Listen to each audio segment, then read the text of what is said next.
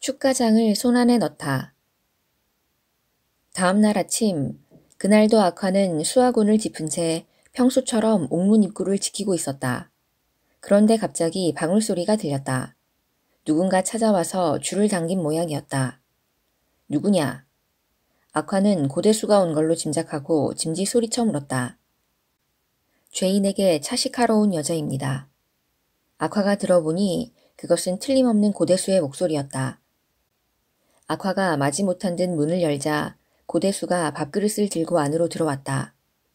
악화가 그녀와 함께 긴 회랑을 지나고 있는데 문득 정자에 앉아있던 포절급이 그것을 보고 꾸짖었다. 등주성 안의 포절급은 모태공의 뇌물을 받은 터라 두 형제를 죽일 기회만을 노리고 있었다. 어찌 감히 계집이 오간으로 밥을 가지고 들어온단 말이냐. 자고로 이곳은 바람조차도 함부로 들어오지 못하는 곳이다. 악화가 나서서 대답했다. 혜진 해보 형제의 누나가 밥을 가지고 왔다 합니다.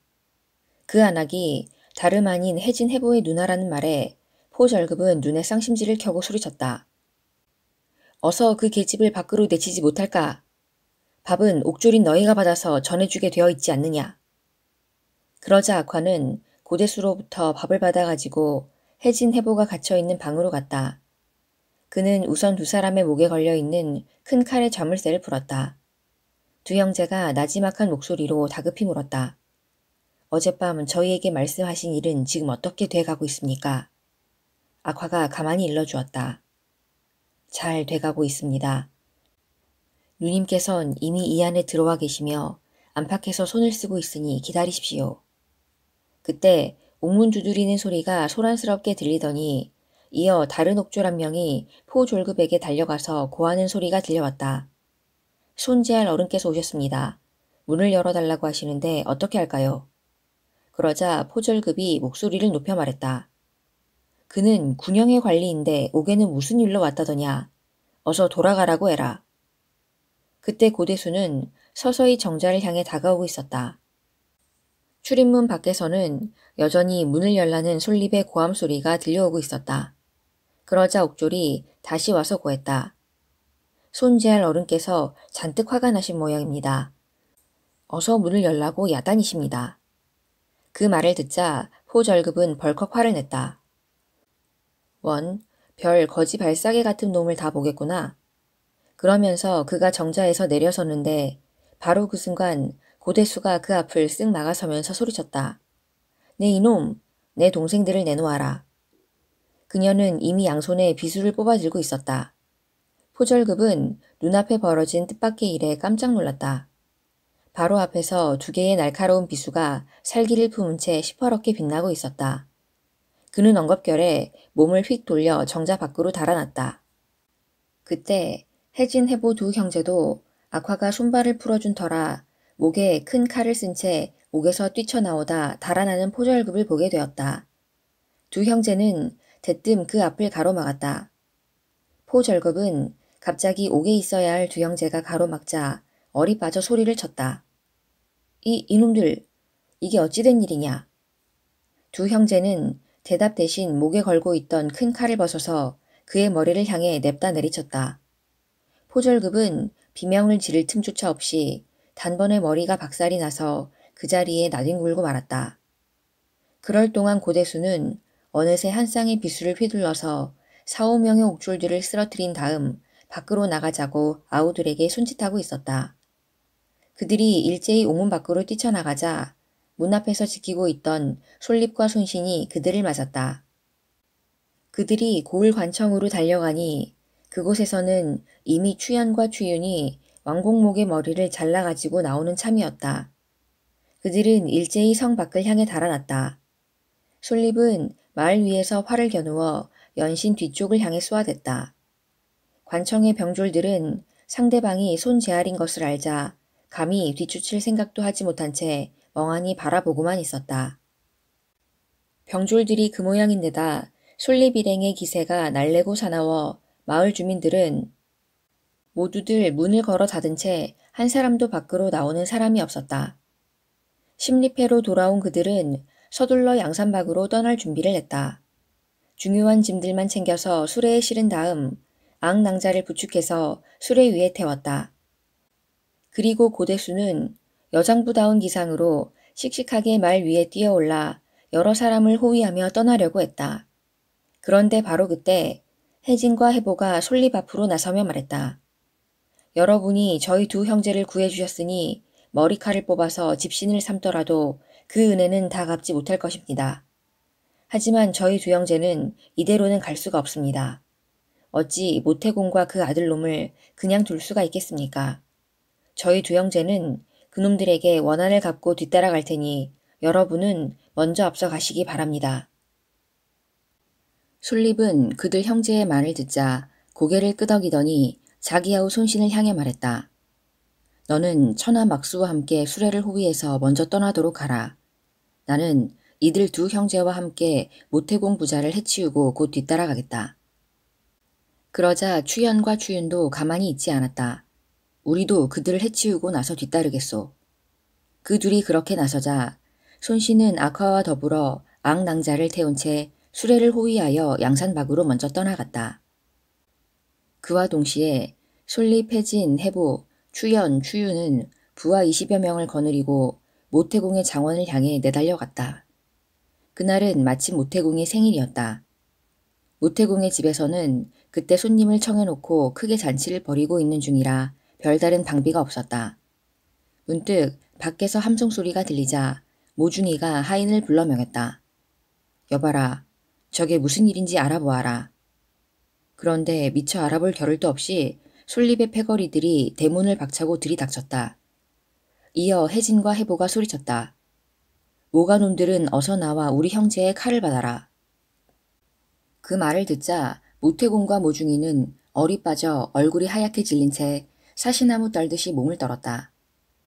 갑자기 하늘에서 내려온 듯 땅에서 솟은 듯 나타난 혜진, 해보 두 형제는 한 걸음에 대청 위로 뛰어올라 그들 부자의 목을 베었다. 곧이어 솔립의 패거리들은 남녀노소 가릴 것 없이 닥치는 대로 그 집 식솔들을 베어버렸다.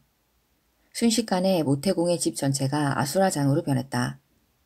그들은 집안을 뒤져서 금은보와 10여 보따리를 찾아냈다. 그리고 마구간에서 좋은 말 네피를 끌어내서 그것들을 실었다. 그러고는 이곳저곳을 돌아다니면서 처마 밑에 불을 지른 다음 일제히 함성을 지르면서 그곳을 떠났다. 약 30리쯤 달려가자 앞서 떠난 수레와 말들을 만날 수 있었다. 그들은 함께 양산박을 향해 길을 재촉했다. 며칠 후 그들 일행은 양산박 근처에 이르렀다. 눈앞에 깔끔한 주막 한 채가 나타났고 주기가 펄럭였다. 그곳은 바로 석용이 열고 있는 주막이었다. 석용은 추연과 아는 사이인지라 한눈에 그를 알아보았다. 석용이 아는 체를 하자 추연은 인사를 나눈 다음 양림과 등비의 안부를 물었다. 석용이 두 사람의 소식을 알려주었다. 그들 두 사람은 송강형님을 따라 축가장을 치러 갔다오. 그런데 2번씩이나 치려 했지만 무찌르지 못한 채 오히려 그들 두 사람이 적에게 사로잡혔다고 하니 장차 이 일을 어쩌면 좋을지 모르겠소. 소문에 의하면 축가장의 세 아들은 힘께나 쓰는 장사들이고 또 그곳에는 무술을 지도하는 난정옥이란 자가 돕고 있어서 아직 그들을 치지 못하고 있소. 그 말을 듣자 솔립은 호쾌한 웃음을 터뜨리며 말했다. 하하, 지금 우리는 양산박에 가담하려고 가는 길이오. 그런데 내세울 만한 공이 없어서 체면이 서지 않던 참에 마침 잘 됐소. 이 기회에 축가장을 쳐서 우리를 받아들이는 데 대한 보답을 하고 싶소. 어떻겠소? 석용은 크게 기뻐하면서 말했다. 그런 묘책이 있다면 어서 알려주십시오. 한시가 급합니다. 그러자 솔립은 어려울 것 없다는 듯이 서슴없이 말했다.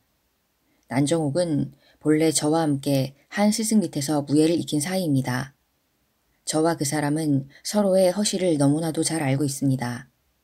우리는 지난날부터 막역한 사이이니 이번에 제가 그곳으로 찾아가 증주 땅에서 운주 땅으로 부임해 가는 도중 잠시 들렀노라고 짐짓 거짓말을 하면 그는 반드시 저를 반갑게 맞을 것입니다. 그때 제가 들어가서 그를 달래는 한편 안팎에서 공격을 한다면 제 아무리 철옹산 같은 축가성이라 할지라도 무너지지 않고는 못 베길 것입니다. 어떻습니까, 제 계책이? 그런데 솔립의 말이 채 끝나기도 전에 석용의 부하 한 명이 헐레벌떡 달려와서 고했다. 오용 군사께서 지금 응원군을 이끌고 축가장을 향해 출병하시는 중입니다. 어서 가서 군사님께 엽죽고 잠시 이리로 모셔오도록 해라. 석용이 급히 졸개들에게 명했다. 졸개가 막 달려가 알리려는데 한때의 말탄 군사들이 주막 앞에 이르렀다. 그들은 곧 여방과 곽성과 완시 삼형제였다.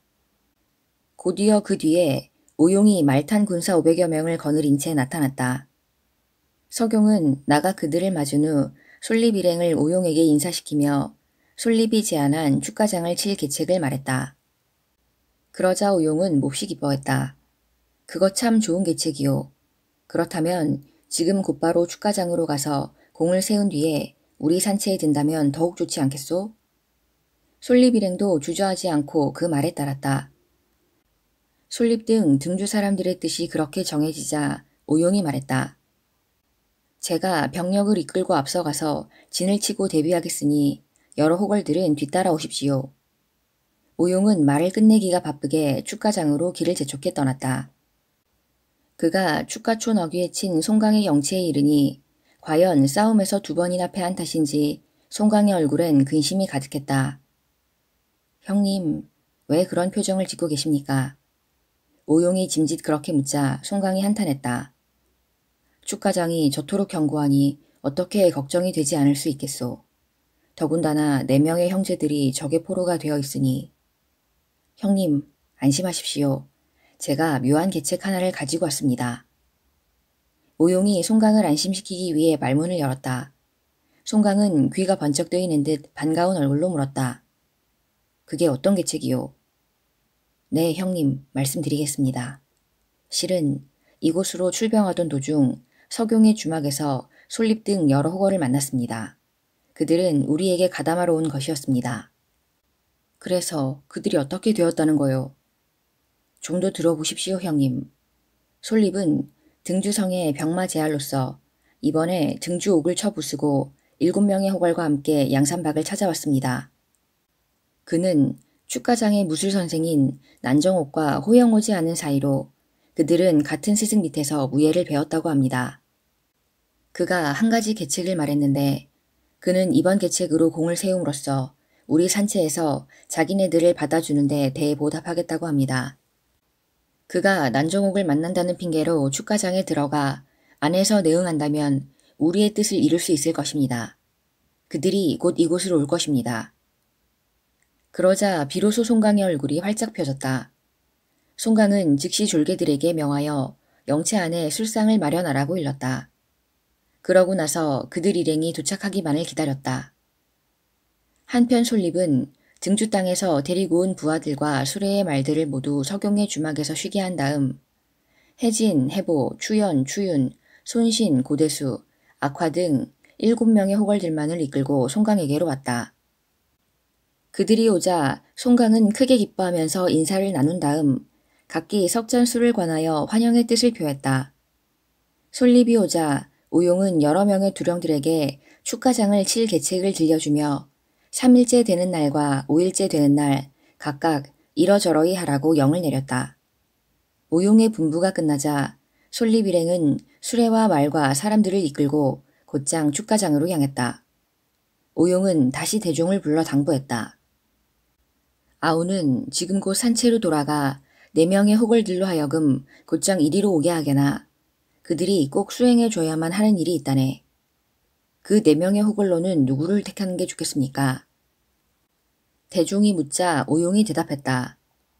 철명공목 배선, 성수세생 소양, 통비원 후건, 그리고 옥비장 김대견일세. 대종은 급히 양산박을 향해 떠났다.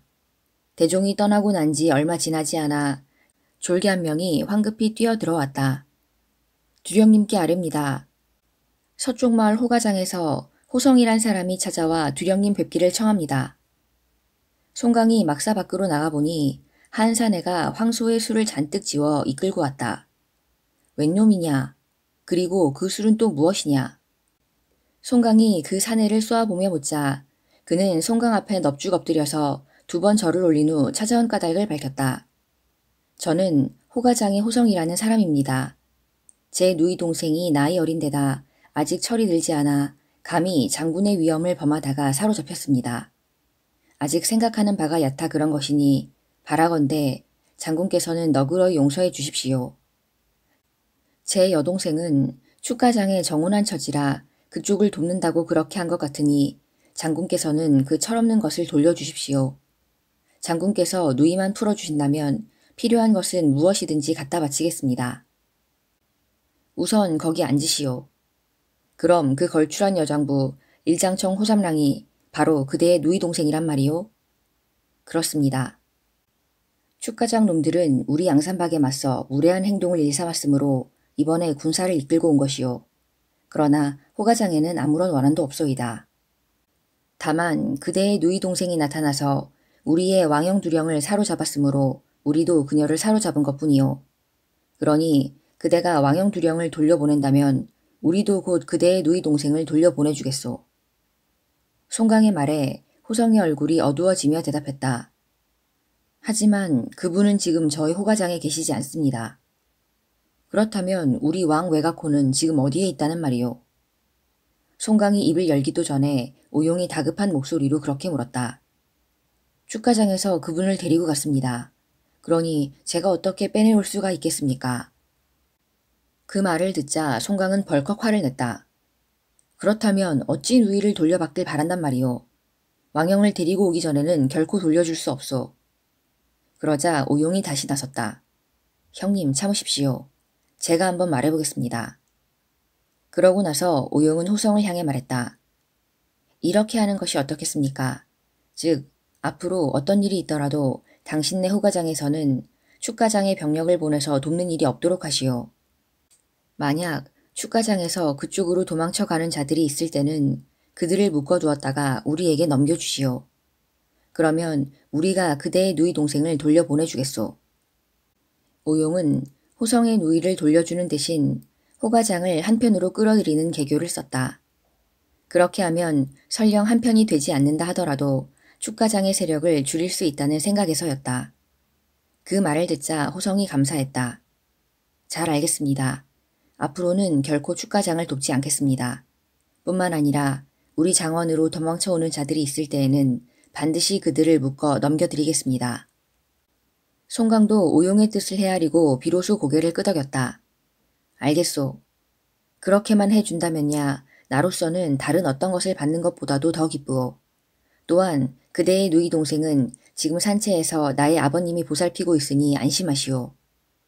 호성은 거듭 절하여 감사한 다음 장원으로 돌아갔다. 한편 솔립은 말 위에 높이 올라앉아 축가장 뒷문에 이르렀다. 그의 머리 위에는 등주 병마 제할 솔립이라고 쓴 깃발이 나부끼고 있었다. 축가장에서는 졸개들이 즉시 난정옥에게로 달려가 이 사실을 알렸다. 나으리, 등주 병마 제할 솔립이란 분이 성 밖에서 나으리를 뵙고자 청합니다. 그러자 난정옥이 축시 삼형제에게 말했다. 손제알은 일찍이 나와 함께 한 스승 밑에서 무예를 익힌 사람이네. 무슨 일로 찾아왔는지 알 수 없으나 그를 맞아들여야겠네. 그는 말을 마치자마자 성루로 달려나갔다. 성루 위에서 바라보니 과연 솔립이 여러 명의 부하들과 함께 장원 문 앞에 와 있었다. 그는 즉시 문을 열게 하여 그들을 장원으로 들게 했다. 솔립 일행이 예를 갖추자 난정옥도 예로 맞으며 물었다. 자네가 등주 병영에서 제할 노릇을 하고 있다는 소문은 일찍부터 듣고 있었네. 그런데 오늘은 무슨 일로 그곳을 지키지 않고 이렇게 나를 찾아왔는가? 솔립이 대답했다. 나는 지금 상부의 명령을 받들어서 운주 땅으로 도임해 가는 길입니다. 그곳에 가서 성지를 지키는 한편 양산박의 도적대들을 방비하라는 명이오.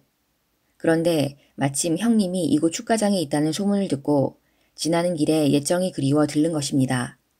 본래 앞문 쪽으로 오고자 했으나 마을 어귀에 수많은 병력이 진을 치고 있어 뒷문으로 찾아온 것입니다.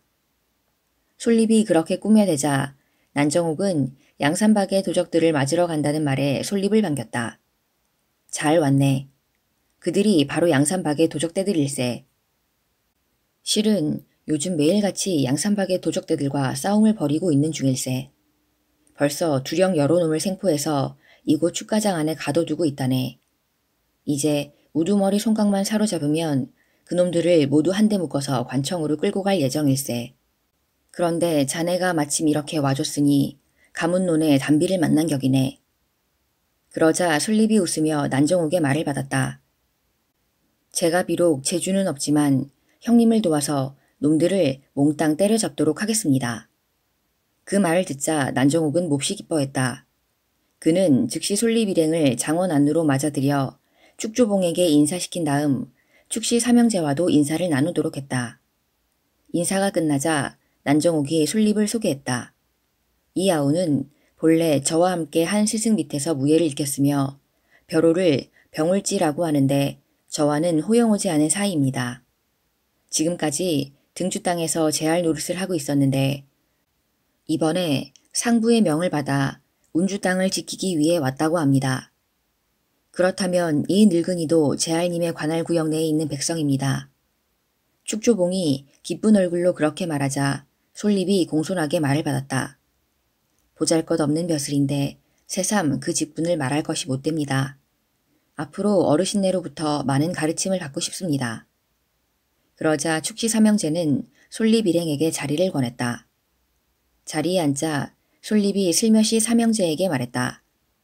연일 싸우시느라고 노고가 많으십니다. 아직도 결판이 나려면 멀었습니다. 나으리야말로 먼 길을 오시느라 피곤하시겠습니다. 솔립은 축조봉의 부인에게 인사드리고 고대수와 앙낭자를 내당으로 들여보낸 다음 손신과 해진 해보를 충룡에게 소개했다. 이 세 사람은 모두 제 아우들입니다. 다음은 악화차례였다. 또 저 사람은 운주성에서 나를 호위하러 온 군관입니다. 솔립은 다시 추연과 추윤을 가리키면서 말했다. 그리고 저 두 사람은 등주성에서부터 나를 호위하면서 따라온 포졸들입니다.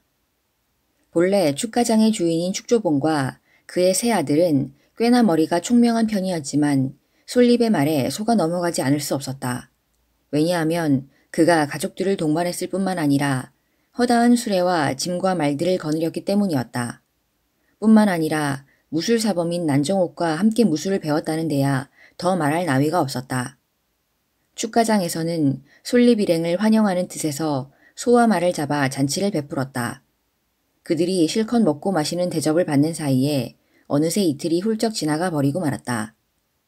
사흘째 되던 날 장원의 졸개 한 명이 황급히 뛰어들더니 고했다. 놈들이 또 쳐들어오고 있습니다. 그 말이 끝나기도 전에 축표가 벌떡 일어서며 호기롭게 외쳤다. 내가 나가 송강을 사로잡아 오겠습니다. 그는 말을 마치자마자 밖으로 뛰어나가 기병 100여 명을 이끌어 장원 밖으로 달려갔다. 축표가 적교를 내리고 해자를 건너며 바라보니 송강의 진영에서는 약 500여 명의 군사들이 먼지를 뽀얗게 일으키면서 달려오고 있었다. 앞장선 자는 소이광 화영이었다. 축표는 그를 보자 창을 꼬나 들고 말을 박쳤다. 화영도 말을 채찍질에 달려 축표를 맞았다. 두 사람은 10여 합을 싸웠으나 도무지 승부가 나지 않았다. 그러자 화영은 짐진 말머리를 돌려 달아났다. 축표는 말을 재우쳐 그 뒤를 추격하기 시작했다. 그런데 그의 부하 중 하나가 화영을 알아보고는 소리쳤다. 장군, 위험합니다. 그만 돌아오십시오. 저놈은 활쏘기의 명수입니다. 저놈의 꾀에 빠지시면 안 됩니다. 그 말을 들은 축표는 번뜩 제정신이 들었다. 그는 급히 말머리를 돌리며 인마를 거두어 장원으로 돌아갔다. 축표는 말에서 내리자마자 곧장 안채로 갔다. 그곳에서는 그때까지도 솔립 일행을 위한 잔치가 벌어지고 있었다. 축표를 보자 솔립이 물었다. 장군은 오늘 어떤 도적놈을 혼내주고 왔소? 소이강 화영이란 자가 군사 500명을 이끌고 쳐들어왔는데 제법 창을 쓸 줄 아는 놈이었습니다.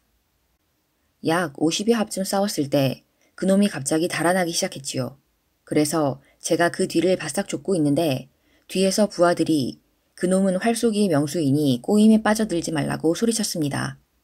그래서 분통이 터지지만 할 수 없이 이렇게 돌아온 것입니다. 축표가 볼멘 소리로 말했다. 그러자 솔립이 슬며시 그 말을 받았다. 비록 재주는 없으나 내일은 제가 한번 나가보겠습니다. 몇 놈을 사로잡아서 여러분의 호의에 보답하고자 합니다.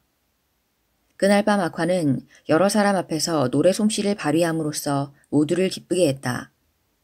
다음 날 정오 무렵 졸개 한 명이 뛰어들어와 다급한 목소리로 알렸다. 적들이 또 쳐들어옵니다. 그들은 즉시 성루 쪽으로 달려갔다. 성루 위에서 바라보니 적은 진과 북을 울리면서 제법 가까이 다가와 있었다. 그들은 이미 그곳에 진세를 벌이고 있었다. 축조봉은 물루 위에 앉고 난정옥과 솔립이 각각 그 좌우에 앉아 송강의 진세를 살폈다. 축시 삼형제와 졸개들은 장원문 옆에서 송강군을 맞을 준비를 갖추었다. 그때 호련 표자두 임충이 축가장 쪽을 향해 외쳤다. 축가장 놈들은 어서 나와 내 창을 받아라. 그걸 본 충룡은 치솟는 화를 참지 못했다. 저런 방자한 놈이 있나. 적교를 내리자마자 졸개 200여 명을 거느린 채 쏜살같이 뛰쳐나갔다. 임충이 장팔사모를 휘두르며 마주 달려와 맞섰다. 그러자 양편에서는 북소리를 울리며 활과 쇠뇌를 쏘아 서로 졸개들이 달려나오지 못하게 했다. 두 사람이 억센기운으로 창칼을 맞대자 불꽃이 일었다. 그렇게 어우러져서 30여 합을 싸웠으나 승부가 나지 않았다. 양쪽 진영에서 징을 울리자 두 사람은 각기 자기 진영으로 돌아갔다. 그런데 축가장에서 또 다른 장수 한 명이 쏜살같이 달려나가고 있었다. 축호였다. 그는 바람같이 말을 달려 적진 앞에 이르자 소리쳤다. 송강은 어서 나와서 이 칼을 받아라. 그러자 송강 쪽에서도 질세라 곧바로 한 명의 장수가 뛰쳐나왔다. 방자한 놈 같으니라고. 니놈의 목은 이미 내 손에 달렸느니라. 그는 바로 몰찰한 목콩이었다.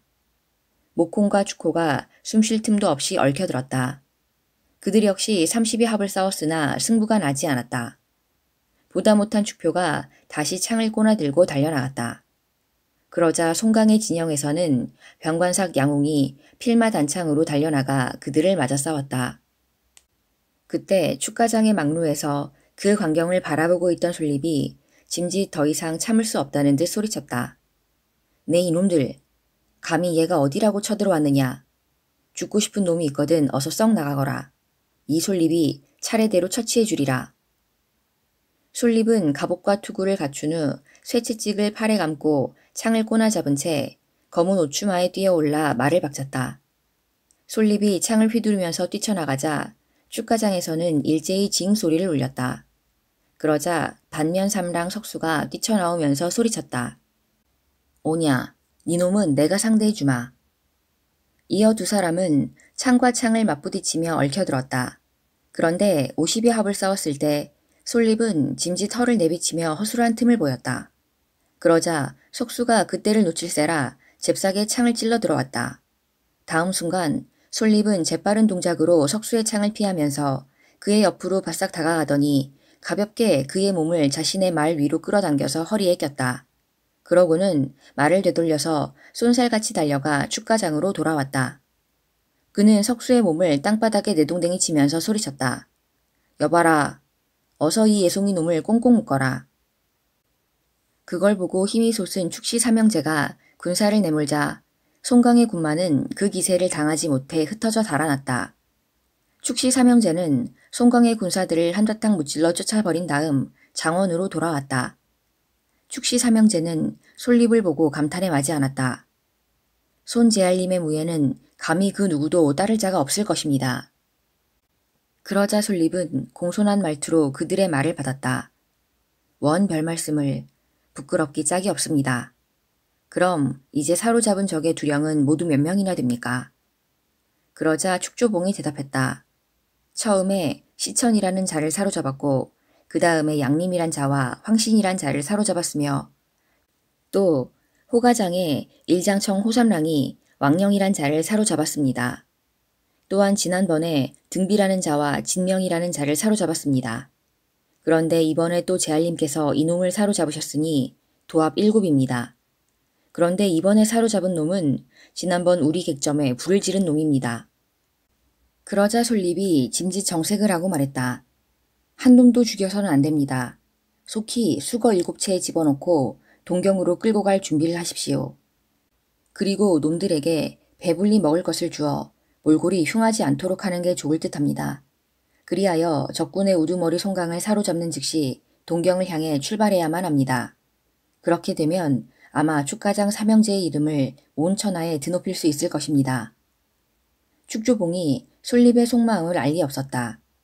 그 말을 듣고 기쁜 얼굴로 다시 한번 솔립을 치하했다. 저희가 다행히 제알림을 만나서 도움을 얻게 되었으니 양산박의 도적대들은 이제 머지않아 끝장이 날 것입니다. 그리하여 그는 솔립을 안채로 안내하여 술 대접을 하는 한편 석수를 옥에 감금했다. 그러나 사실 석수가 솔립에게 붙잡힌 것은 무술 실력이 모자라서가 아니라 축가장 사람들을 속이기 위해 짐짓 연극을 꾸민 것이었다. 이리하여 축가장의 신임을 얻게 된 솔립은 넌지시 추윤, 추연과 악화를 시켜서 뒷방의 문들과 길목을 알아두도록 했다. 한편 축가장에 붙들려 있던 양림, 등비 등 양산박의 두령들은 추연과 추윤이 축가장 안을 돌아다니는 것을 보자 마음속으로 그들이 이를 꾸미고 있음을 짐작했다. 악화는 아무도 없는 때를 틈타 짐짓 붙들려 있는 두령들에게 슬며시 다가가 바깥에서 꾸미고 있는 일을 일러주었다. 한편 고대수와 앙낭자는 안채에 들어가 축조봉의 아내와 이야기를 나누면서 안채로 통하는 모든 문과 길을 살펴두었다. 이윽고 닷새째 되던 날 솔립 등 여러 사람은 아침 일찍 밥을 먹고 이야기를 나누며 산책을 즐기고 있었다. 그런데 바로 그때 졸개 하나가 황급히 달려와 알렸다. 큰일 났습니다. 오늘은 적군이 사방에서 쳐들어옵니다. 그러자 솔립이 짐짓 태어난 얼굴로 축가장 군사들에게 일렀다. 걱정할 것 없다. 오합지졸이 10길에서 쳐들어온들 무슨 소용이 있겠느냐. 너희들은 아무 염려 말고 싸울 준비를 서둘러라. 우선 긴 세갈퀴와 오랏줄부터 마련해야 할 것이다. 반드시 적들을 사로잡아야지 결코 죽여선 안 된다. 그리하여 축가장 사람들은 모두 다 싸울 채비를 냈다. 축조봉은 몸소 새 아들과 난정옥을 거느려 물루로 올라가 밖을 살폈다. 과연 사방에서 적들이 몰려오고 있었다.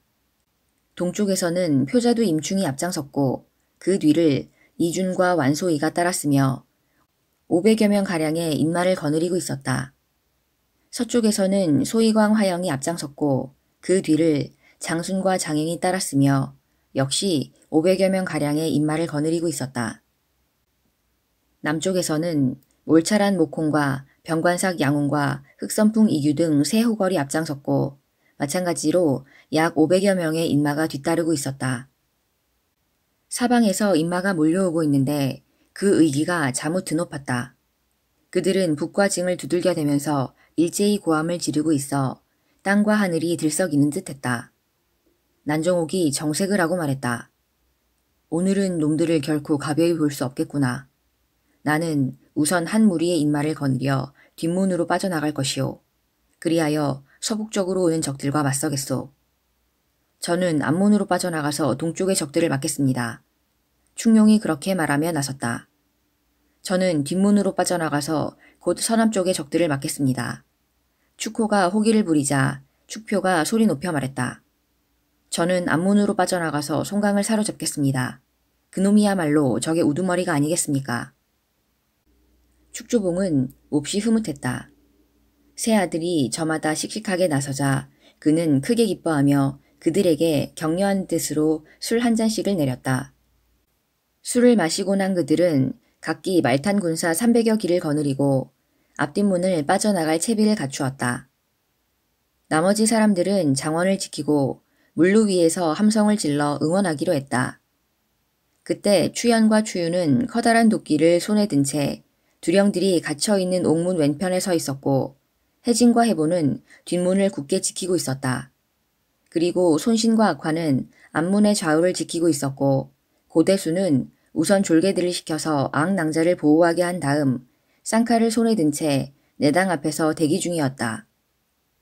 드디어 축조봉이 명을 내리자 물루에서는 북소리가 3번 울렸다. 그리고 거의 그와 동시에 한 차례 포성이 울리면서 앞뒷문이 활짝 열렸고 적교가 내려졌다. 곧이어 축가장의 군마들이 함성을 드높이 울리면서 일제히 앞뒷문을 빠져나가고 있지 않은가. 그들은 각기 네 방향으로 달려나가서 양산박의 군마와 맞섰다. 그때 솔립은 자신이 데리고 온 졸개 10여 명을 거느린 채 축가장 군마를 뒤따르다가 앞문의 적교 위에 떡 버티고 섰다. 문 안쪽에 있던 손씨는 원래 자기가 가지고 있던 기 한 개를 물루 위에 꽂았다. 그러자 그 깃발을 본 악화는 짐진 노래를 부르면서 창을 들고 안쪽을 향해 걸어 들어갔다. 악화의 노랫소리가 들리자 옥문 왼편에 서 있던 추현과 추유는 휘파람을 불고 나서 냅다 도끼를 휘둘러 그곳을 지키고 있던 옥졸 10여 명을 단숨에 쳐 죽였다. 그리고 곧바로 옥문을 부순 다음 그곳에 갇혀있던 7두령을 구해냈다. 옥문을 빠져나온 7두령은 곧바로 무기를 찾아들고 크게 함성을 질렀다. 실로 무시무시한 고함소리였다. 그 함성을 들은 고대수는 대뜸 내당으로 뛰어들어가 쭉주봉의 아내와 그 식솔들을 쌍칼의 제물로 삼았다. 사태가 그 지경에 이르렀으니 축가장의 주인인 축조봉도 그것을 모를 리가 없었다. 그는 마치 날벼락을 맞은 것처럼 어리둥절해 있다가 마침내 일이 어긋났음을 알고는 정신을 가다듬어 달아날 궁리를 했다. 그러나 어찌 그가 몸을 피할 수 있으리요. 마치 고양이 앞에 생쥐처럼 쫓기던 그가 욕된 죽음을 피하려고 뒤뜰의 우물 속으로 뛰어들려는 순간 뒤쫓던 석수의 칼날이 높이 치켜 들리더니 번쩍하며 무지개 빛을 뿜었다. 그와 동시에 축조봉의 머리는 이미 석수의 발 밑에 떨어졌다. 양산박의 호걸들은 각기 사방으로 흩어지면서 축가장의 사람들을 닥치는 대로 쳐 죽였다. 그때 뒷문을 지키고 있던 혜진과 해보는 곧바로 마초 더미에 불을 질렀다. 불길은 순식간에 치솟아 올라 검은 연기가 온통 하늘을 뒤덮었다. 축가장 안에서 검붉은 연기가 치솟는 것을 보자 네 갈래로 나뉘어 싸우던 양산박의 군사들은 더욱 힘이 솟았다. 그 기세로 곧장 앞으로 밀고 들어가 축가장의 무리들을 무찌르기 시작했다. 당황한 것은 축가장 패들이었다. 그들은 양산박 군사들이 겁없이 밀려드는 데다가 그 기세가 험악한 것을 보자 주춤거리고 있었다. 그때 서남쪽에서 싸우던 축호는 장원에서 치솟는 불길을 보자 문득 싸움을 멈추고 군사를 돌려 달아나기 시작했다. 그런데 말을 달려 장원 앞으로 치닫는데 솔립이 적교 위에 떡 버티고 선 채 눈을 부릅뜨고 꾸짖는 것이 아닌가. 네 이놈, 어딜 도망쳐 오느냐. 어서 목을 바치지 못할까. 축호는 순간 아찔한 현기증을 느꼈다. 그는 비로소 사태가 뒤틀렸음을 깨달았다. 하는 수 없이 말머리를 돌려서 무작정 송강의 진영 쪽으로 달아났다. 그런데 그쪽을 지키고 있던 여방과 각성이 그냥 보고만 있을 리 없었다. 그들이 동시에 달려들어서 창칼을 내리치니 축호는 말 위에서 떨어져 나뒹굴었다. 그러자 송강의 졸개들이 달려들어 다져진 고깃덩어리로 만들어버리고 말았다. 장수를 잃은 축호의 군사들에게 제대로 싸울 마음이 있을 리 없었다. 송강의 군사가 달려들자 그들은 바람에 쓸리듯 사방으로 흩어졌다. 그리하여 솔립과 손신 형제는 송강을 맞아 축가장 안으로 들어갔다. 한편 동쪽에서 싸우던 충룡은 임충과 싸움을 벌이다 축가장 안에서 치솟는 연기를 보았다. 그렇지 않아도 힘이 달리던 참이라 잽싸게 말머리를 돌려서 달아났다. 장원 뒷문에 이르러 적교를 건너던 그는 그만 깜짝 놀라고 말았다. 그곳에는 혜진과 해보가 축가장 군사의 죽은 시체들을 하나씩 하나씩 불길 속으로 던져놓고 있는 것이 아닌가. 충룡은 황급히 말머리를 돌려서 북쪽으로 달아났다. 그런데 그곳에는 이미 흑선풍 이규가 기다리고 있었다. 충룡과 눈길이 마주치자마자 이규는 매가 먹이를 덮치듯 달려들어서 쌍도끼로 말의 다리를 후려 갈렸다. 그러자 말이 쓰러지면서 충룡의 몸을 뒤집는 바람에 그는 말 위에서 떨어졌다. 이규는 도끼를 쳐들어 충룡의 목을 찍어버렸다. 한편 송강을 사로잡겠노라고 호기 있게 외치고 나섰던 축표 또한 축가장 안에서 치솟는 불길을 보았다. 그도 일이 크게 어긋났음을 한눈에 알아보았다. 그리하여 그는 곧바로 호가장 쪽으로 달아났다. 그런데 어찌 알았으랴. 이때까지 한편으로 지내던 호가장의 호성이 일군들을 시켜 그를 사로잡아 버린 것이었다. 호성은 축표를 사로잡자 그를 꽁꽁 묶은 다음 송강에게 바치기 위해 그의 진영으로 향했다. 그런데 마침 충룡을 해치우고 난 이규와 맞닥뜨렸다. 이규는 다짜고짜 달려들어서 쌍도끼로 축표의 목을 찍어 죽이더니 이어 호성에게 덤벼들었다. 갑자기 이규가 쌍도끼를 휘두르면서 달려들자 호성은 깜짝 놀라 몸을 피했다. 그걸 본 호가장의 일꾼들은 달아나기에 바빴다. 이규는 더욱 사나운 기세로 쌍도끼를 휘둘러대면서 호성에게 덤벼들었다. 호성은 오로지 목숨만을 부지하기 위해 연안부로 달아났다. 먼 훗날 그는 송주 중흥시기의 장군이 되었다. 비록 호성을 놓치긴 했지만 이규는 오랜만에 쌍도끼를 휘두르게 되어 신바람이 났다. 그는 신나게 사람들을 쳐 죽이면서 곧바로 호가장으로 쳐들어갔다. 그리하여 그곳의 주인인 호태궁을 비롯한 모든 식술들을 가리지 않고 쌍도끼로 찍어버렸다. 이규는 늙고 젊고를 가리지 않고 모두 쓸어버린 후 졸개들을 시켜서 모든 재물을 말에 싣도록 한 다음 장원 안을 돌아다니면서 이곳저곳에 불을 질렀다. 그리고 유유히 송강에게로 돌아왔다. 한편 송강은 축가장 본체의 대청에 앉아 여러 두령들로부터 이룬 공을 들었는데 사로잡은 군사가 4,500이요 거두어들인 말이 500여 필이 되었다. 죽은 자들은 이루 헤아릴 수조차 없을 지경이었다. 송강은 크게 기뻐하는 가운데도 문득 어두운 얼굴로 입을 열었다. 비록 적이긴 하나 난종옥은 훌륭한 호걸이었다. 그런데 이번 싸움에서 그를 죽였으니 아까운 일이다. 그때 문득 졸개 한 명이 뛰어들어와 알렸다. 두령님, 흑선풍 이규 두령이 호가장을 모두 불태우고 지금 돌아왔습니다. 문득 바라보니 이규가 성큼성큼 걸어 들어오고 있었다. 그는 온몸에 피를 흠뻑 뒤집어 쓴 채 뛰어들더니 자랑스럽게 외쳤다. 형님, 내가 충룡과 축표란 놈을 죽였소. 호성이란 놈은 달아났으나 호가장 놈들도 모조리 이 쌍도끼로 쳐 죽이고 나서 모두 불살라버리고 오는 길이오. 그 말을 들은 송강은 깜짝 놀라면서 꾸짖었다. 내 이놈 이규야. 호가장의 호성은 이미 며칠 전 우리에게 항복했는데 누가 너더러 그를 죽이라고 했으며 또 누가 그곳에 불을 지르라고 했느냐. 그러자 이규가 어리둥절한 얼굴로 대답했다. 형님, 호가장 쪽으로 달아나는 놈이 많길래 뒤쫓아가서 닥치는 대로 죽였다오. 일장청의 오라비가 축표를 묶어가지고 오는 걸 보고 그냥 달려가 도끼로 찍었죠. 호성이란 놈은 놓쳤지만 그 대신 호가장은 쓸어버렸소. 그런데 어찌하여 꾸짖기만 하시오. 송강은 펄쩍 뛰면서 더욱 목소리를 높여 꾸짖었다. 네 이놈, 누가 너더러 그런 짓을 하라고 했느냐. 며칠 전에 호성이 소에 술을 잔뜩 지어가지고 와서 우리에게 항복하는 것을 너도 보지 않았느냐. 그런데 네가 어찌 내 허락도 없이 호가장으로 가서 그들을 죽였느냐 말이다.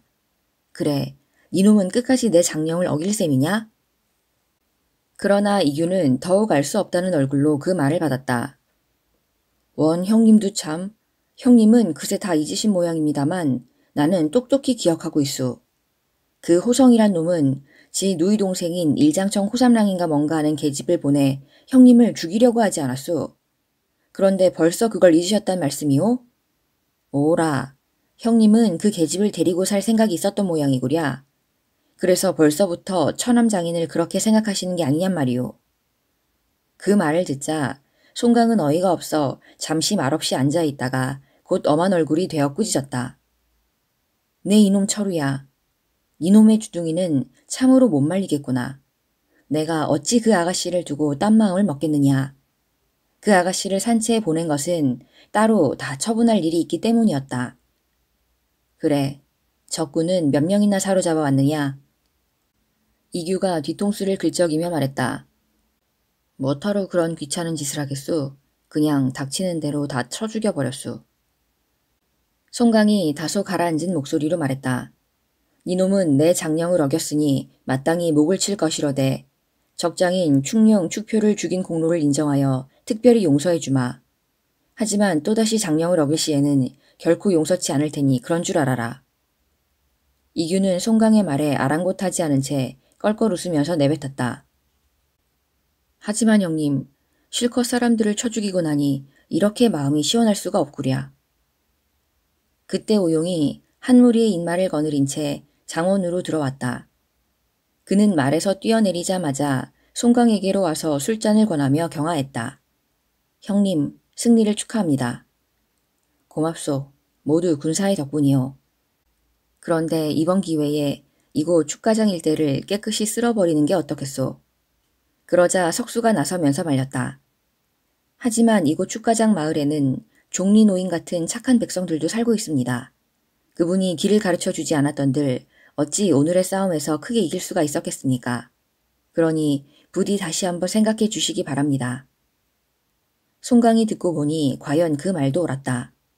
송강은 석수로 하여금 그 노인을 찾아오게 했다. 오래지 않아 석수가 종리 노인을 데리고 오자 송강은 금과 비단이 든 자루 하나를 상으로 내렸다. 노인께서 석수에게 길을 가르쳐 주셨기 때문에 우리가 큰 어려움으로부터 벗어날 수 있었소. 부디 이 마을에서 오래오래 사십시오. 송강이 상을 내리며 말하자 종리 노인은 머리를 조아리면서 엎드려 감사의 말을 올렸다. 두령님 고맙습니다. 이토록 후한 상을 내리시다니요. 이번 싸움으로 이곳 백성들에게 폐를 끼치게 되어 마음이 편치가 않습니다. 그러나 이제 축가장 놈들을 쳐부수어 마을의 걱정거리를 없앴으니 앞으로는 이런 일이 다시 있지 않을 거요. 제가 집집마다 쌀 한 섬씩을 내드릴 테니 노인께서 골고루 나눠주도록 하십시오. 송강은 종리 노인으로 하여금 집집마다 쌀 한 섬씩을 나눠주도록 한 다음 축가장의 나머지 곡식들을 몽땅 수레에 싣도록 졸개들에게 명했다. 그리고 그곳에서 빼앗아온 모든 금은 보화는 여러 수령들과 졸개들에게 골고루 나누어 주었다. 그 나머지 소와 양과 당나귀들은 모두 양산 밖으로 끌고 가기로 했다. 그곳 축가장을 쳐서 얻은 곡식은 줄잡아 50만 석이 넘었다. 송강 일행은 크게 기뻐하면서 양산 밖으로 돌아왔다. 그들은 이번에 새로 가담한 솔립, 손신, 해진, 해보, 추연, 추윤, 악화, 고대수 등 8명의 호거를 얻음으로써 더욱 기세가 드높아졌다. 양산박으로 모여드는 호걸들. 송강이 여러 두령들과 졸개들을 이끌고 양산박으로 돌아가자 마을 사람들은 늙은이 어린이 안악을 가리지 않고 모두 나와 길가에 향을 사르며 전송했다. 그 무렵 이가장 박천조 이응은 그동안 상처를 돌보아 화살에 맞은 상처가 감쪽같이 나아 있었다. 그러나 장원의 문을 걸어 잠근 채 밖으로는 나가지 않았다. 다만 하인들을 보내서 축가장 소식을 알아오게 했다. 그리하여 송강이 축가장을 쓸어버렸다는 것을 알게 되자 놀라움을 금치 못하면서도 다른 한편으로는 몹시 기뻐했다. 그런데 문득 일꾼 하나가 허겁지겁 달려 들어오더니 알렸다. 나으리, 지부께서 40~50명의 졸개를 거느린 채 나으리를 뵙고자 하십니다. 이응은 곧 두응을 불러서 장원문을 열고 나가 그를 맞아들이도록 일렀다. 그리고 자신은 흰 비단천을 화살 맞은 팔에 감고 나서 본체의 대청 아래로 내려가 그를 맞아들였다. 지부는 말에서 내리자마자 곧장 대청 위로 안내되었다. 공목과 압사, 그리고 우후 몇 사람이 지부를 호위하고 있었다. 군졸들은 대청 아래서 두 줄로 갈라선 채 허리를 굽히고 있었다. 대청 위로 안내된 지부가 높은 자리에 앉아서 아래를 굽어보자 이응은 그 밑에 꿇어 엎드려 절을 올렸다. 나으리, 이 누추한 곳에 어인 행차십니까? 이번에 축가장 사람들이 몰살된 사실을 알고 있으렸다? 소인은 모르는 일입니다. 보시다시피 저는 축표가 쏜 화살을 왼팔에 맞은 후 줄곧 이곳에 틀어박힌 채 치료만 하고 있었습니다. 이응이 시치미를 떼었으나 지부가 벌컥 화를 내면서 꾸짖었다. 이런 고얀 놈이 있나? 니놈이 지금 감히 누구를 속이려 드는 게냐? 축가장에서 사람들이 솥장을 내느니라. 솥장에 의하면 이놈이 양산박의 도적놈들과 한통속이 돼서 그놈들을 불러들인 다음 축가장을 치게 한 것으로 되어 있다. 또한 이놈은 지난날 그들이 보낸 말과 양, 그리고 술과 비단, 금, 은을 예물로 받은 적이 있다는데 그래도 시치미를 뗄 작정이냐? 이응은 마음속으로 찔끔했으나 겉으로는 잡아댔다. 저도 법도를 알고 있습니다. 어찌 감히 양산박의 도적들로부터 그런 예물을 받을 수 있겠습니까? 지부가 소리쳤다. 그래도 니놈이 거짓말을 하는구나. 정 그렇다면 니놈을 관청으로 데리고 갈 수밖에 없겠구나. 관청에 가서 축가장 쪽 사람들과 맞대면을 시킬 것이니라. 그러고 나서 지부는 군졸들을 향해 명령을 내렸다. 여봐라. 어서 이자를 관청으로 끌고 가라. 그러자 군졸들이 우르르 달려들어서 이응을 꽁꽁 묶었다. 지부가 마을 위에 오르더니 문득 생각난 듯이 물었다. 이 장원의 살림을 맡고 있다는 두 주관이란 자가 누구더냐? 소인이 바로 그 사람입니다. 두웅이 머뭇거리다가 나서자 지부가 군졸들에게 일렀다. 여봐라. 소장에 저놈의 이름도 있으니 저놈도 함께 묶어라. 그러니 두웅도 또한 오랏줄에 꽁꽁 묶이는 신세가 되고 말았다. 지부는 그들 두 사람을 묶어 마을 위에 태운 다음 곧바로 이가장 문을 나섰다. 그런데 일행이 말을 달려 30리 가량 갔을 때 문득 숲속에서 요란한 징 소리가 울렸다. 지부가 바라보니 숲속에서 한 무리의 군사들이 말을 달려 나오더니 그들의 앞길을 가로막았다. 앞에 선 호걸들은 송강, 임충, 화영, 양웅, 석수 등이었다. 임충이 병력 같은 목소리로 호통을 쳤다. 이놈들 개 섞어라. 양산박의 호걸들이 여기서 기다린 지 오래다. 그 말을 듣자 지부를 비롯한 모든 관속과 군졸들은 얼굴빛이 달라졌다. 그들은 감히 양산박의 호걸들에게 대항할 생각도 하지 못하고 이응과 두응을 내동댕이 친 채 달아났다. 어서 저놈들을 뒤쫓아라. 송강이 소리쳤다. 여러 호걸들이 한마장쯤 뒤쫓았으나 끝까지 뒤쫓지 않고 돌아와 송강에게 고했다. 이미 달아난 뒤라 붙잡을 수가 없었습니다. 두 사람을 구했으니 끝까지 뒤쫓을 건 없다. 송강은 그렇게 말하고 나서 이응을 보고 권했다. 이태공께서는 저희 산채로 가셔서 한동안 숨어 지내시는 게 어떻겠습니까? 그럴 수는 없는 일입니다. 제가 죄 지은 일도 없는데 굳이 숨어 지낼 필요가 없지 않습니까? 이응이 고개를 가로저으며 말했으나 송강도 물러서지 않았다. 이태공님의 뜻은 잘 알겠습니다. 하지만 이태공님의 변명을 관청에서 받아 들려줄는지요. 더군다나 우리가 이대로 양산박으로 돌아가고 나면 이태공님이 모든 죄를 덮어쓰고 말 것입니다. 만일 저희 양산박에 가담할 뜻이 없으시다면 그냥 며칠이건 저희 산채에 쉬시다가 기회를 보아 장원으로 돌아가셔도 늦지 않을 것입니다. 어떻습니까? 그래도 고집을 부리시겠습니까? 송강이 그렇게 거듭 권하니 이응도 끝까지 마다할 수 없었다.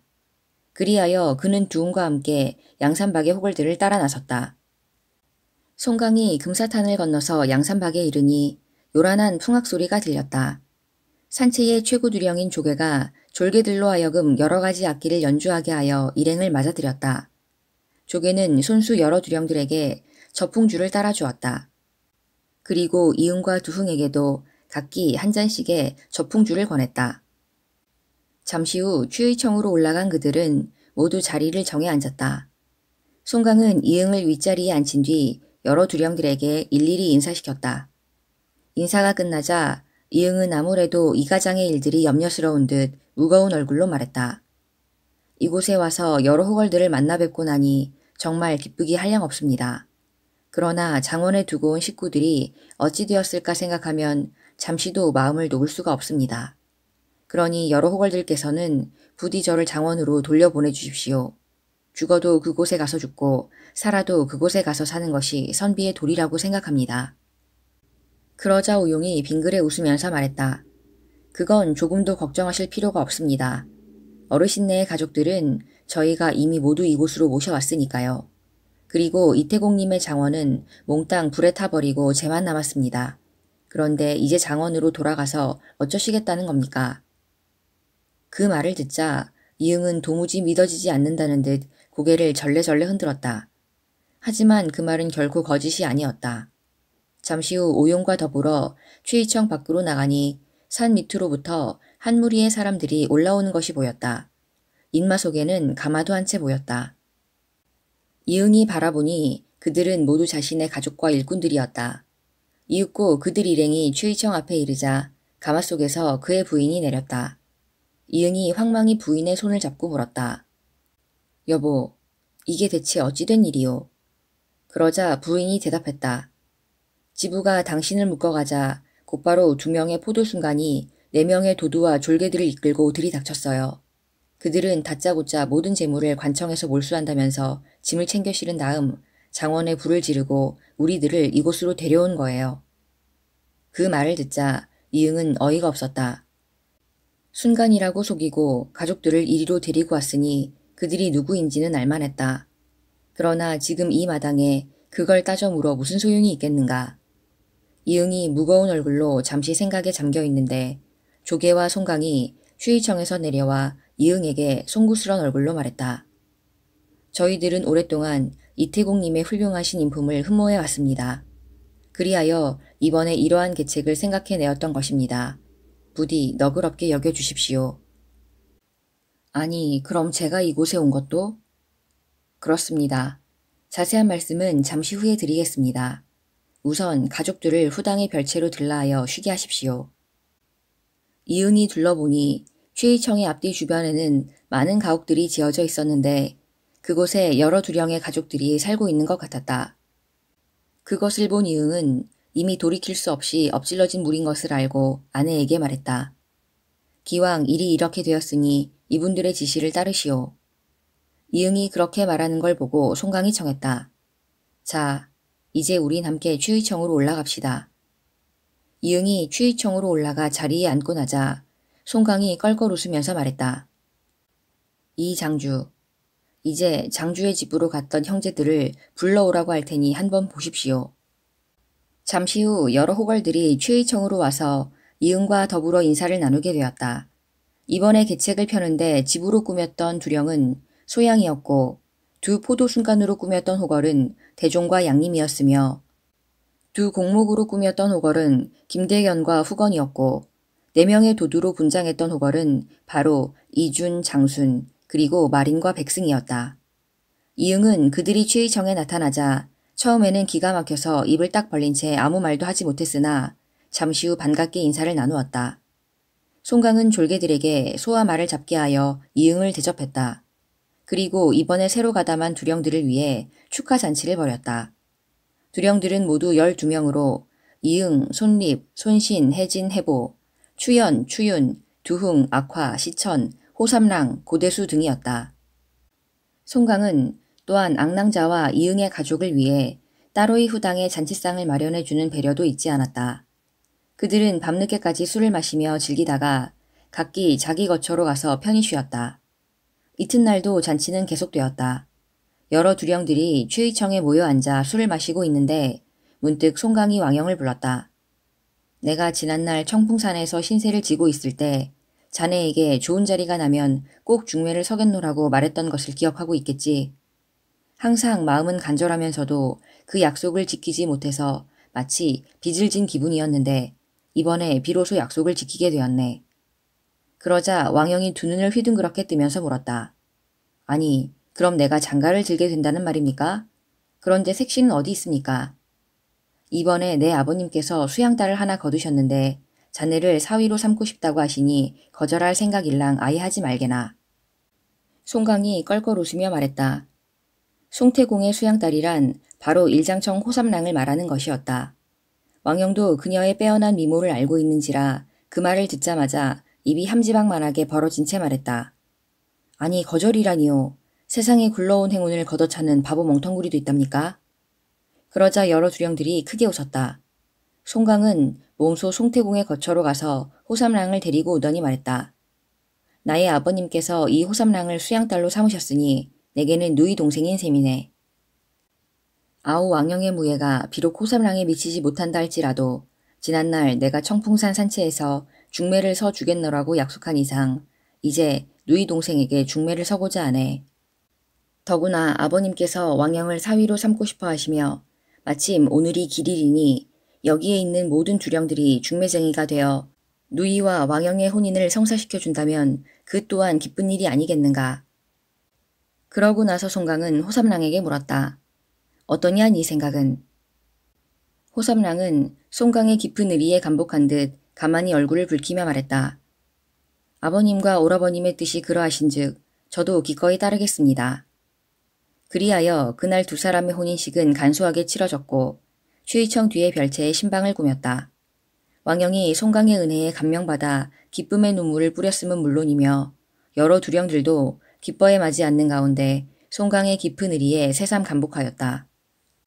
여러 두령들이 잔치 기분에 들떠서 흔쾌히 술을 마시고 있는데 문득 주막의 주기로부터 전갈이 왔다. 지난날 운성현에서 도두를 지낸 뇌행이란 사람이 송강을 만나고자 하여 추의청으로 데리고 온다는 것이었다. 송강은 전달을 받자 기뻐하며 말했다. 그분은 나의 은인이시다. 만일 그가 우리 산채의 식구가 된다면 아마도 내게 그 이상의 영광은 없을 것이다. 무르토걸이란 은인과 원수를 명쾌히 구분할 줄 아는 법이며 산의 대장부란 옳고 그름을 분명히 가릴 줄 아는 법이 아닌가. 송강은 너무나도 기쁜 나머지 조개 오용과 함께 뇌행을 맞아들이기 위해 산 아래로 달려갔다. 뇌행은 벌써 금사탄을 건너와 주기와 함께 강가에 배를 대고 있었다. 송강은 그를 보자마자 황망히 달려가서 절을 올리며 말했다. 오랫동안 뵙지 못했으나 한시도 은혜를 잊은 적이 없습니다. 은인께서는 어쩐 일로 이 하찮은 곳을 지나치게 되셨습니까? 그러자 뇌행은 어쩔 줄 몰라 하면서 연신 맞절을 했다. 이 아우는 고을 관청의 일로 동창부에 다녀오는 길입니다.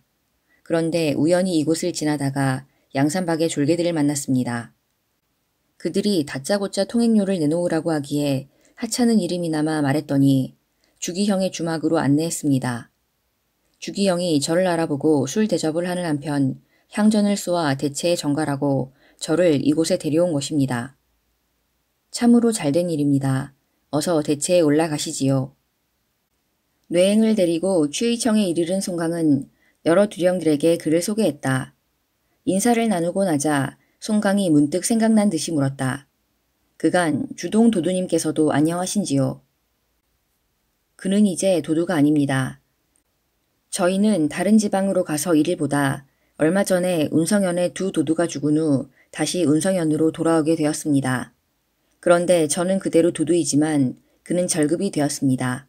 그리고 현령님도 다시 부임해 오셨습니다. 송강은 그에게 잔치를 베풀어 후히 대접했다. 그동안 지내온 일들을 이야기하며 서로 떨어져 있던 그간의 회포를 풀었다. 잔치는 이후로 닷새나 이어졌다. 처음에 송강은 그에게 산채에 함께 머물기를 간곡하게 권했으나 뇌행은 한사코 사양했다. 형님의 말씀은 고맙습니다만 고향에 노모께서 살아계시니 그럴 순 없는 일입니다. 그 대신 어머님께서 돌아가시고 나면 그땐 제가 제 발로 걸어와서 청하겠습니다. 뇌행이 그렇게 말하니 송강도 더 이상 권하지 못했다. 은인께서 정 그러실 생각이라면 어쩔 수 없는 일이오. 하지만 부디 이곳에서 며칠만이라도 푹 쉬었다가 떠나도록 하오. 뇌행은 그것마저도 거절할 수가 없어 그 말에 따르다 보니 잔치가 닷새 동안이나 이어졌던 것이다.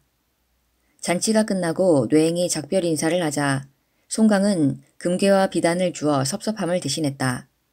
뇌행은 조개 송강을 비롯한 여러 두령들의 배웅을 받으면서 금사탄을 건너 운성현으로 돌아갔다.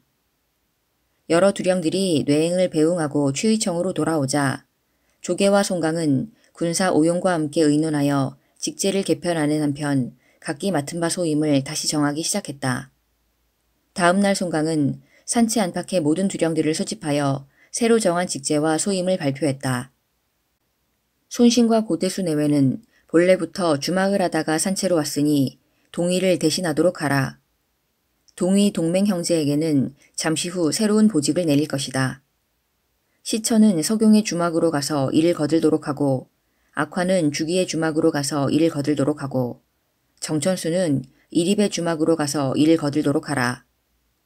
동서남북 네 곳의 주막에서는 예전과 마찬가지로 술과 고기를 팔되 우리 산채에 입당하러 오는 호걸들이 있을 때에는 옥석을 가려서 정성껏 맞이하도록 하라. 호삼랑 왕령 부부는 뒷산 아래 소채에 머물면서 군마를 감독하도록 하라. 금사탄 쪽의 소채는 동의, 동맹 형제가 맡도록 하고 앞치탄 쪽의 소채는 추연, 추윤이 맡도록 하라. 산채 앞 큰 길은 황신, 연순이 기병을 거느리고 소채를 세워서 지키도록 하라. 산채의 첫 관문은 해진, 해부가 지키도록 하고 완자성의 두 번째 관문은 두천, 송만이 지키도록 하라. 남쪽의 수채는 완소이 완소 완소칠 삼형제가 맡아 지키도록 하라. 맹강은 예전과 마찬가지로 전선을 만드는 일에 힘을 다하고 이응, 두흥, 장경은 금은보화와 비단 곡식 등의 산채의 재물을 도맡아 관리하도록 하라. 양산박 안의 모든 성벽과 막루를 점검하고 새로 고쳐 짓는 일은 도종왕, 서령이 맡아서 하라. 의복, 투구, 갑옷, 정기와 전포를 짓는 일은 후건이 맡아서 감독하도록 하라. 산채 내에서 벌이는 모든 잔치는 주부, 송청이 맡아서 관장하고 집 짓는 일과 채책을 세우는 일은 목춘, 이운이 맡아서 하라. 일반 손님을 대하는 일과 편지나 공문을 처리하는 일은 소양, 김대견이 맡아서 하고 상벌에 관한 일 등은 배선이 맡도록 하라. 그리고 여방, 곽선, 솔립, 구붕, 마린, 등비, 양림, 백승 등 8명은 각기 대체를 8방으로 나누어서 맡도록 하라. 그러고 나서 송강은 끝으로 덧붙였다. 조계두령과 오용군사, 그리고 나 송강은 대체 내의 취의청에, 진명은 대체 왼편의 소체에 머물며 임충, 대종은 대체 오른편의 소체에, 이준, 이규는 대체 앞의 소체에 머무르도록 하고 장횡, 장수는 대체 뒤의 소체에 머무르도록 하라. 또한 양홍, 석수는 취의청의 양옆을 호위하도록 하라. 그렇게 직제를 개편하고 소임을 다시 정해 발표하자 모든 호걸들은 즉시 거기에 따라 움직였다. 그리하여 양산박은 더욱 든든한 산채가 되었다. 한편 양산박을 떠난 뇌행은 운성현으로 돌아갔다. 그는 우선 집으로 가서 늙은 어머니에게 인사드린 다음 곧바로 관청으로 가서 지연에게 보고하고 동창부에서 받아온 공문을 바쳤다. 관청에서 물러온 그는 다시 집으로 돌아가 그날 하루를 푹 쉬고 다음 날부터 예전처럼 현청 일을 보기 시작했다. 그러던 어느 날 집에서 나와 현청으로 가는데 등 뒤에서 누군가 부르는 소리가 들렸다. 얼핏 돌아보니 평소에 알고 지내던 거강꾼 이소희였다. 도둑께서는 동창부에 가셨다더니 언제 돌아오셨습니까? 며칠 됐다네.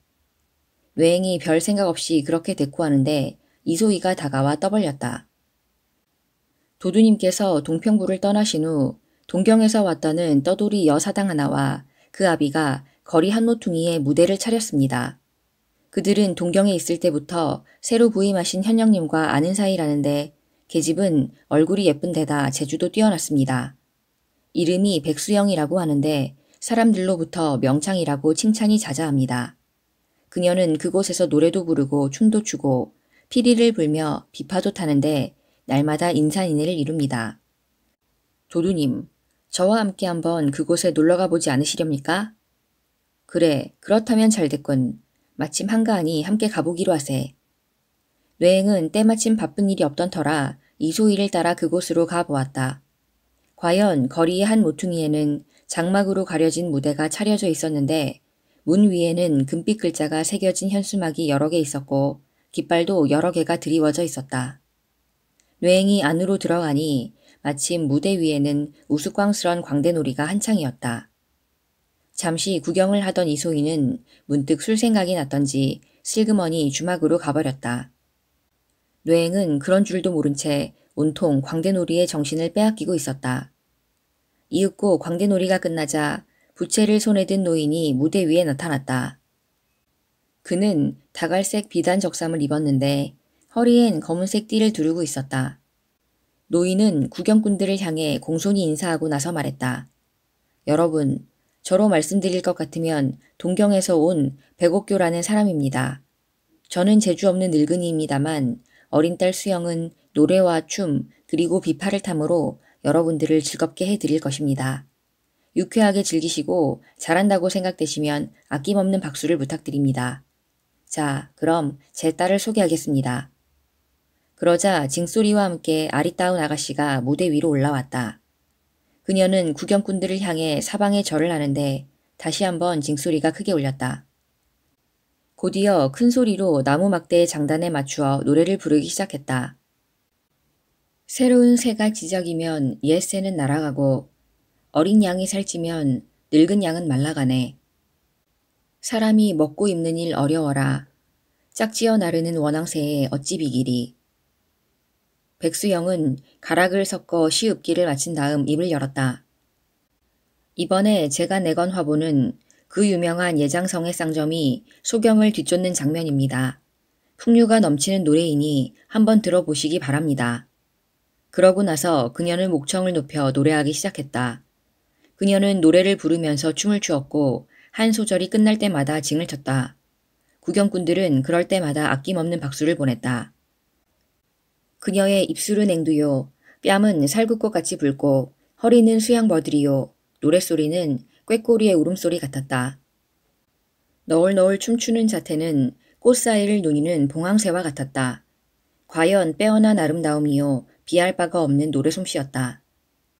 뇌행은 넋을 잃은 채 무대 위를 바라보고 있었다. 그녀의 노래는 어느덧 막바지를 향해서 치닫고 있었다. 구경꾼들 가운데는 누구 한 사람 헛기침 소리도 내지 않았다. 그런데 바로 그때 아비 백옥교가 무대 위에 오르더니 말했다. 여러분, 비록 자랑할 만한 솜씨는 못 되지만 부디 어여삐 보시고 성의를 표해 주시기 바랍니다. 제 딸이 여러분 곁을 지날 때 부끄럽게 빈 쟁반으로 돌지 않게 되기를 바랍니다. 그럼 제 딸이 여러분 곁을 한 바퀴 돌고 나서 본격적인 대목을 노래해 드리도록 하겠습니다. 아비가 말을 마치자 백수영은 쟁반을 받쳐들고 자리 앞을 돌기 시작했다. 사람들은 각기 동전 한 입씩을 쟁반 위에 떨어뜨리고 있었다. 그때마다 백수영은 절을 올려 고마움을 나타내는데 앳된 미소가 더욱 아름다워 보였다. 이윽고 백수영이 뇌행의 앞에 왔을 때 뇌행은 문득 주머니 속에 손을 집어넣어 보고는 깜짝 놀랐다. 주머니에는 돈이 한 푼도 들어있지 않았던 것이다. 뇌행이 무안해 얼굴을 붉히며 말했다. 아이쿠, 이를 어쩌지? 깜빡 잊고 돈을 가져오지 않았으니 말이야. 내가 내일 오늘 것까지 후히 줌세. 백수영이 생긋 웃으며 말했다. 이런 곳에 노래를 들으러 오시는 분께서 어찌 돈을 한 푼도 안 가지고 오실 수가 있어요? 뇌행이 난처한 얼굴로 말했다. 내가 너에게 은자 네댓냥쯤 주는 것은 문제가 아니다만 오늘은 이렇게 빈손으로 왔으니 어쩔 수 없는 일 아니냐. 그러자 백수영이 비아냥거렸다. 나으리께서는 단돈 한 푼도 없으시면서 은자 네댓냥은 왜 들먹거리십니까? 차라리 아무 말씀도 하시지 않는 편이 낫지 않겠어요? 그런데 바로 그때 그의 아비 백옥교가 큰 소리로 말했다. 얘야, 너는 사람 보는 눈도 없느냐? 어서 다른 손님들 앞을 돌아라. 너는 성한 사람과 성박 촌놈도 구별할 줄 모르느냐? 사리를 아는 점잖은 분들에게 가서 청해라. 그 말을 듣자 뇌행은 붉은 화가 치밀어 백옥교를 향해 소리쳤다. 어째서 나를 가리켜 경우를 모른다 하느냐? 백옥교가 말했다. 노래를 들으러 온 사람이 동전 한 푼 없이 빈손으로 오다니 그게 경우를 모르는 것이 아니고 무엇이오. 당신 같은 사람이 경우를 안다면 아마도 개 머리에 뿔이 날 것이오. 내 이놈, 늙은 것이 감히 나를 업신여기다니. 보아하니 성 밖에서 소나 기르는 가난뱅이 같은데 욕 좀 들은들 어디가 어때? 그때 구경꾼들 틈에서 뇌행을 알아본 이가 있었다. 그는 백옥교에게 다가가 일러주었다. 여보슈 주인장, 말 조심하슈. 저분은 바로 우리 고을의 뇌도두님이란 말이오. 그러나 백옥교는 겁을 집어먹기는커녕 오히려 더욱 비아냥거리는 말투로 내뱉었다. 흥, 뇌도두가 뭐 어쨌다는 거야. 뇌도두가 아니라 여조두겠지. 그 말이 끝나자마자 뇌행은 더 이상 참지 못하고 무대 위로 뛰어올랐다. 그는 다짜고짜로 백옥교의 멱살을 움켜쥐었다. 무엇이 어째? 이 늙은 놈이? 그러고는 주먹을 들어 백옥교의 얼굴을 내리치자 단 한 방에 입술이 찢어지면서 이빨이 와르르 쏟아졌다. 깜짝 놀란 구경꾼들이 우르르 달려들어서 뇌행을 뜯어말렸다. 그리하여 그날 공연은 파탄이 났고 뇌행은 사람들의 손에 등이 떠밀려 자기 집으로 돌아갔다. 다음 날 아침 백옥교의 딸 백수영은 가마꾼을 불러서 가마를 타고 지연을 찾아갔다. 본래 그 계집은 지연이 이곳 운성현으로 오기 전 동경에 있을 때부터 은밀한 관계를 맺고 있던 사이였다. 그리하여 지연의 권세만을 믿고 이곳에 와서 무대를 벌이고 있는 중이었다. 백수영은 관청에 이르자 지연에게 일러 바쳤다. 나으리, 이 고을의 뇌행이란 자가 우리 부녀를 업신여기고 제 아비를 마구 두들겨 패고 무대까지 부숴버렸습니다. 이제 공연을 계속할 수가 없으니 이 일을 어쩌면 좋겠습니까? 그녀가 교태를 섞어가며 눈물로 호소하자 지연은 몹시 화가 났다. 그래? 그런 나쁜 놈이 있나? 어서 소장을 내도록 해라. 네, 그놈을 엄벌에 처하리라.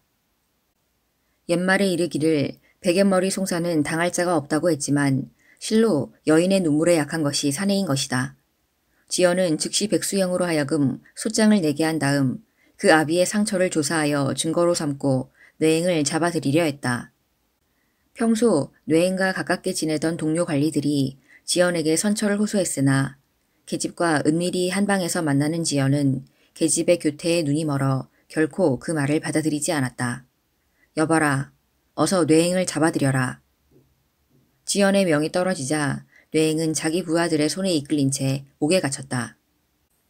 그러나 백수영은 뇌행을 옥에 가둔 것만으로는 시원치가 않았다. 큰 칼을 씌운 채 거리에서 조리를 돌려 아비의 분을 풀어달라고 지연에게 속살거렸다. 지연은 뇌행을 형틀에 비끄러맨 채 사정없이 볼기를 치면서 문추한 후 뇌행의 목에 큰 칼을 씌우게 한 다음 옥졸들에게 분부했다. 여봐라. 저놈을 당장 끌어다가 거리 한복판에 세우고 본보기로 삼도록 하라. 그러자 지연의 옆에 서 있던 백수영이 말했다. 나으리, 기왕이면 제가 노래를 부르는 무대 문에 저 사람을 저런 꼴로 세워놓도록 해주세요. 계집에 빠져있는 지연이 그 말을 들어주지 않을 리 없었다. 알겠다. 그렇게 하도록 하라. 그리하여 그 다음 날부터 계집은 무대에서 다시 노래를 부르기 시작했고 뇌행은 그녀가 노래 부르는 무대 입구에 선 채 벌을 받게 되었다. 그런데 백수영이 보니 뇌행은 큰 칼을 썼을 뿐 꽁꽁 묶여 있지 않았다. 그곳의 옥졸들은 모두 뇌행과 가까운 사람들이라 조리를 돌릴 때 옷을 벗기고 밧줄로 힘껏 묶어야 하는 것을 지키지 않은 것이었다. 이놈들이 아직 뜨거운 맛을 보지 못한 모양이로구나. 그렇게 생각한 백수영은 근처의 찻집으로 들어가 앉아 당장 옥졸들을 불러들인 후 앙칼진 목소리로 꾸짖었다. 당신네들이 그 죄인에게 인정을 베풀고 있는 것 같으나 지연의 분부가 엄한 걸 모르시오? 그런데도 지연의 명을 거스른다면 내 당장 가서 지연께 아랠 것이오. 그때 당신들이 어떻게 되나 두고 봅시다. 그러자 옥졸들은 어쩔 줄 몰라 하면서 쩔쩔매었다. 낭자, 너무 그렇게 화내지 마오. 우리가 저분을 꽁꽁 묶으면 될 게 아니오. 어서 꽁꽁 묶어요. 그러면 제가 충분히 살해할 테니까요. 계집이 그렇게 나오니 옥졸들도 어쩔 수 없이 뇌행에게 다가가 사실을 말했다. 도두님, 괴로우시더라도 좀 참고 계십시오. 저희들의 목이 달아나게 생겼으니 어쩔 수 없습니다. 그리하여 뇌행은 꽁꽁 묶인 채 길거리에 서 있게 되었다. 그런데 바로 그때 뇌행의 늙은 어머니가 밥을 가지고 왔다가 아들이 그 꼴로 거리에 서 있는 걸 보자 울음을 터뜨리며 옥졸들을 꾸짖었다. 당신들은 내 아들과 함께 관아에서 일하는 사람들이 아니오. 그래, 그년에게 돈푼깨나 받았다고 이럴 수가 있다는 말이오? 옥졸들이 면구스런 얼굴로 노인에게 말했다. 제발 저희들의 사정도 좀 생각해 주십시오, 할머니. 우리들이야 뇌 도둑의 인정을 베풀고 싶지만 소장을 낸 계집이 눈을 빤히 뜨고 감시하며 잔뜩 벼르고 있으니 이 일을 어찌하면 좋겠습니까? 뇌행의 노모가 그 말을 듣자 더욱 길길이 뛰었다. 천하에 어디 그런 법이 있다더냐. 소장을 낸 계집이 직접 죄인을 감시한다는 말은 아직껏 듣도 보지도 못했느니라. 난처해진 옥졸들이 목소리를 낮추어 뇌행의 노모에게 귀띔했다. 할머니, 실은 그 계집은 동경에 있을 때부터 우리 지연님과 그렇고 그런 사이랍니다. 그러니 그 계집의 말 한마디면 저희 같은 졸개들은 그 자리에서 목이 떨어지고 맙니다. 그러니 저희들은 이러지도 못하고 저러지도 못하는 딱한 입장입니다. 그러자 뇌행의 노무는 손수 아들의 포박을 풀어주면서 중얼거렸다. 그렇다면 내가 직접 내 아들의 포박을 풀어주마. 그 계집이 뭐길래 그리도 대단하단 말이냐. 그 계집 위에는 아무도 없다더냐. 그때 백수영이 그걸 보고 찻집 안에서 뛰쳐나오며 소리쳤다. 이 늙은이, 어디서 함부로 주둥아리를 놀리며 요망한 짓을 하고 있느냐. 그 소리를 듣자 뇌행의 노모는 화같이 솟아올라 백수영에게 마주 소리쳤다. 이 나쁜 년, 천사람이 올라타고 만사람이 누른 환양년이 뭘 잘했다고 욕질이냐 욕질이. 계집은 그 말을 듣자 버들 같은 눈썹을 거꾸로 세우고 별 같은 눈을 부릅뜨며 소리쳤다. 이 벌레 같은 년. 종년 주제에 감히 누구한테 덤벼들어 욕질을 하는 게냐. 뇌행의 어머니가 백수영을 손가락질하면서 꾸짖었다. 그래, 너 보고 욕했다. 어쩔 테냐?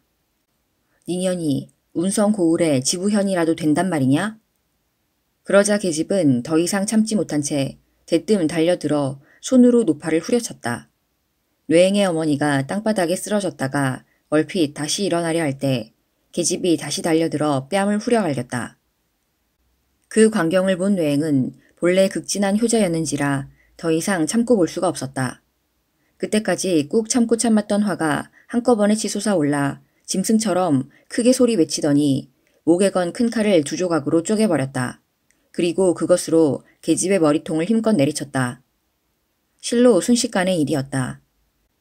정수리를 얻어맞은 계집은 머리가 으깨지면서 땅바닥에 쓰러졌다. 여러 사람이 바라보니 그녀는 이미 허연 뇌수가 쏟아지고 눈알이 튀어나온 채 움직이지 않았다.